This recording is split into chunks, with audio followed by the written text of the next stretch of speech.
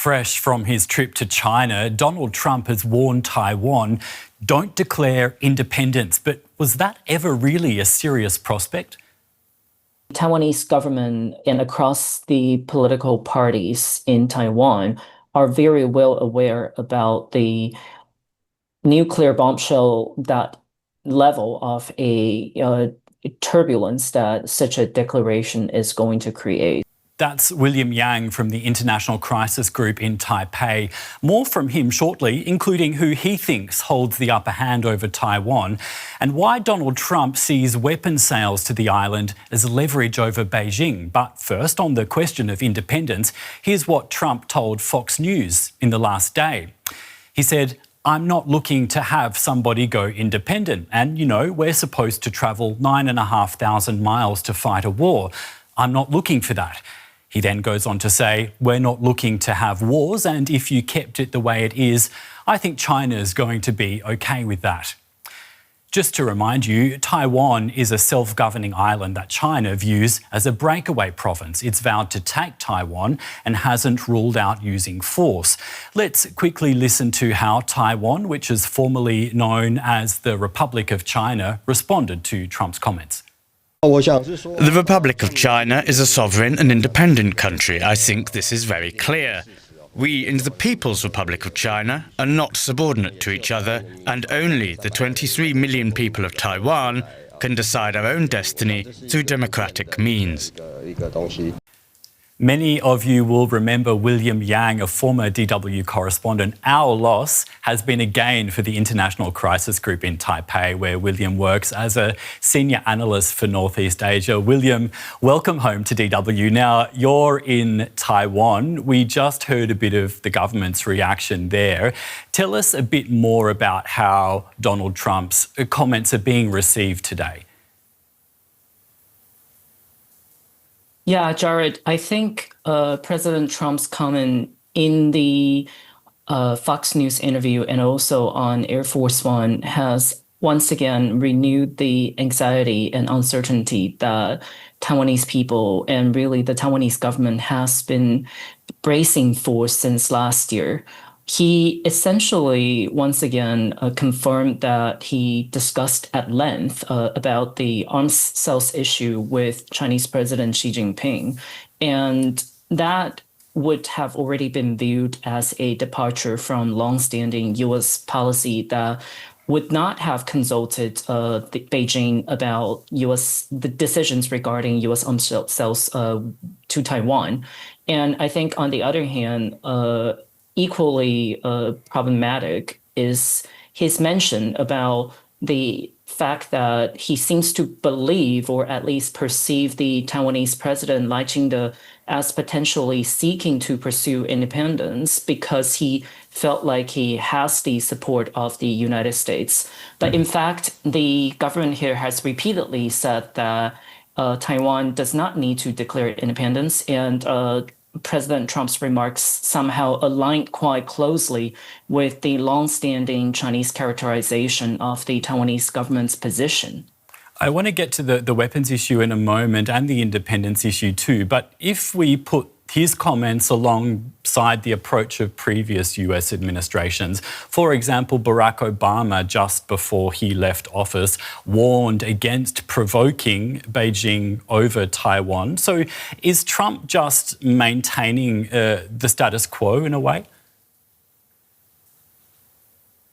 Yes, it would seem like fundamentally he has not really changed the overall substance and U.S. position on the situation across the Taiwan Strait. He kept emphasizing that he does not want to see a move from either side to lead to the escalation of the risk of a conflict. And he emphasized in the Fox News interview that he hopes both Taipei and Beijing can cool down.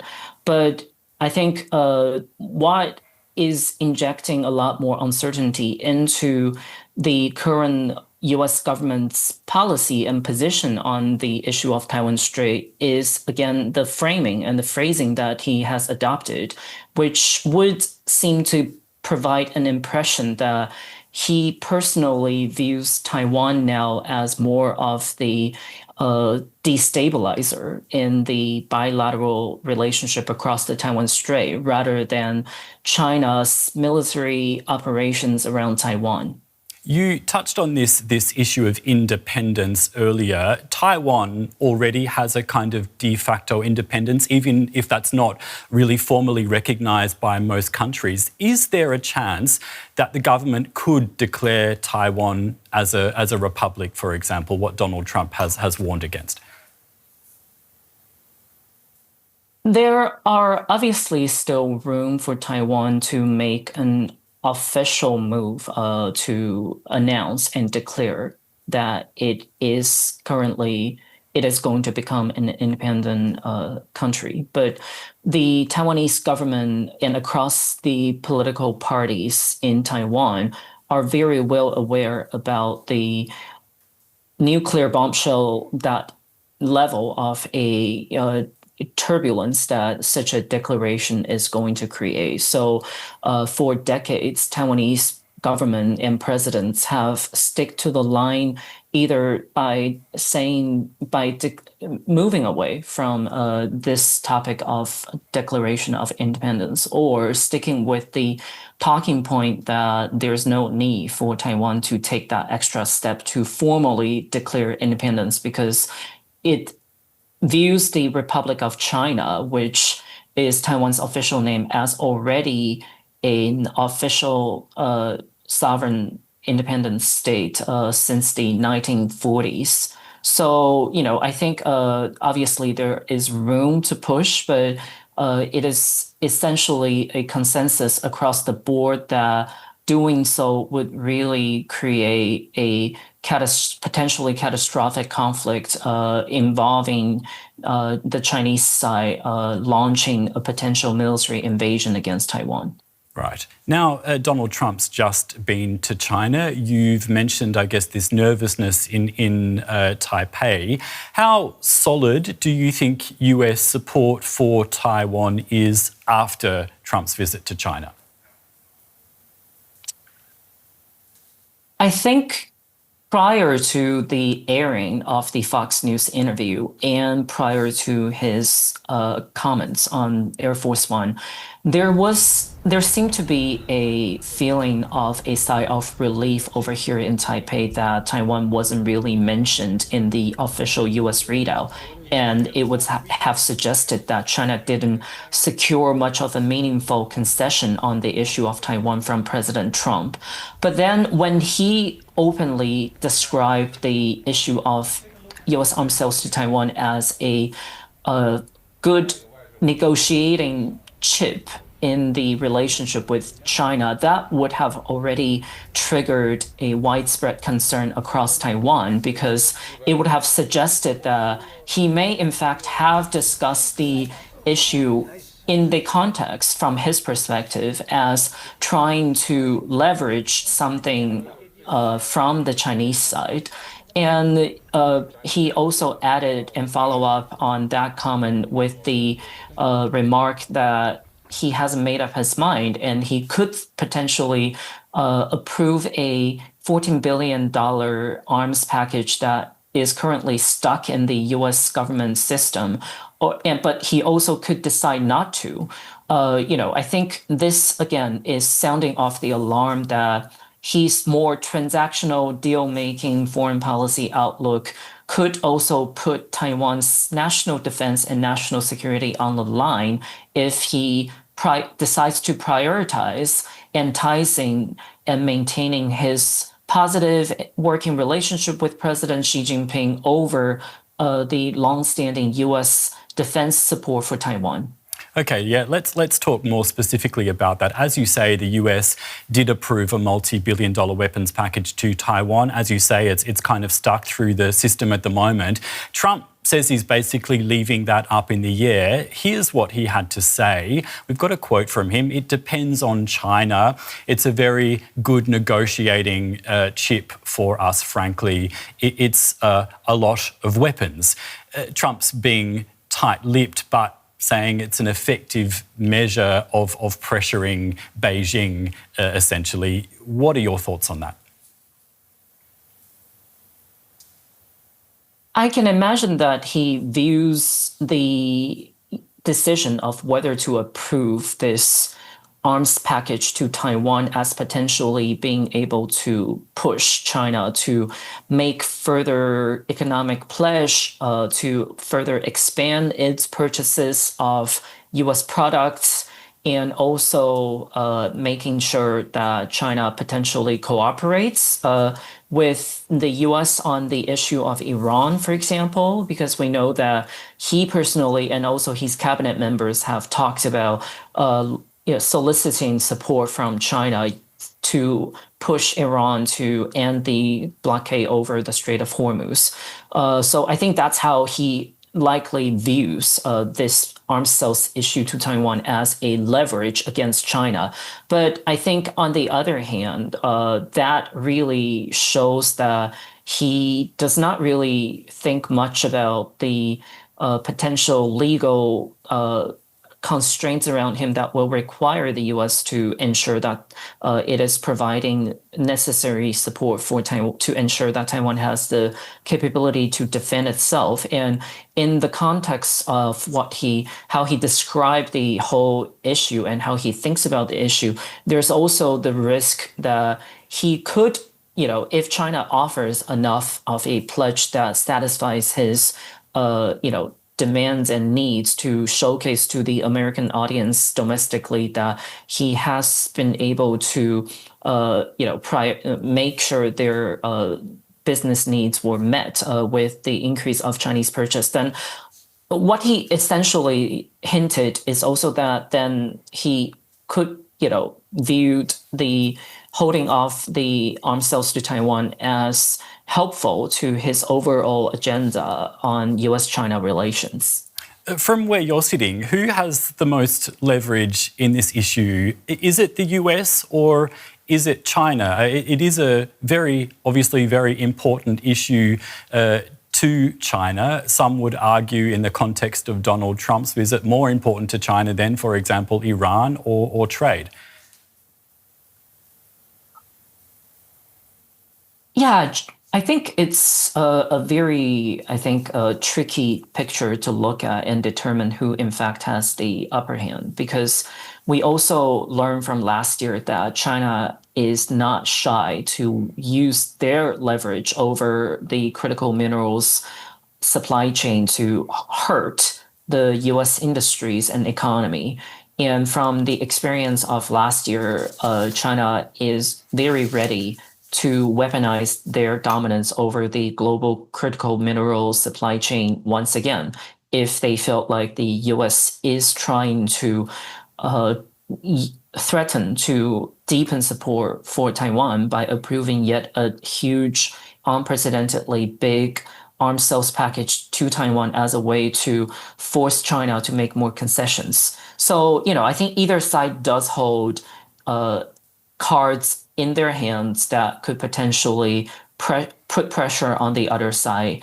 But I think if we look at the overall atmosphere from the summit that just concluded in Beijing over the last 2 days, it would also seem like both leaders would be cautious about overplay the cards that they hold. So I think despite the fact that President Trump characterized the arms sales to Taiwan as a good bargaining chip in his his ongoing negotiation with China, I would imagine that he would very well be aware about the repercussions that would create if China decides to engage in another round of tit for tat by restricting the flow of critical minerals to the US defense companies and US auto companies, and then put these US industries operations to a halt again. Yeah. William, I'm hoping you could sort of explain something for us. As all of this is going on, the parliament in Taiwan itself has been stymied over disagreements in extra defence spending. What's going on there? So the opposition parties we have two opposition parties that currently hold a combined majority in Taiwan's parliament, and they have been using that majority to, in many cases, undermine the Taiwanese government's policy agenda since 2024. And this trend and dynamic has continued ever since the Taiwanese government proposed this $40 billion US dollar special defense budget last November. The opposition party's claim is that this huge amount of defense budget runs the risk of squeezing Taiwan's budget that can be dedicated to other necessary aspects to Taiwan's government's operation. And it also runs the risk of turning the Taiwan Strait into a powder keg, in the words of the chairwoman of Taiwan's main opposition party, KMT. But, in the end, because of the consistent pressure coming from Washington and the US Congress, the opposition parties proposed and passed a budget that basically covers the two major arms sales package that the US Congress had already approved.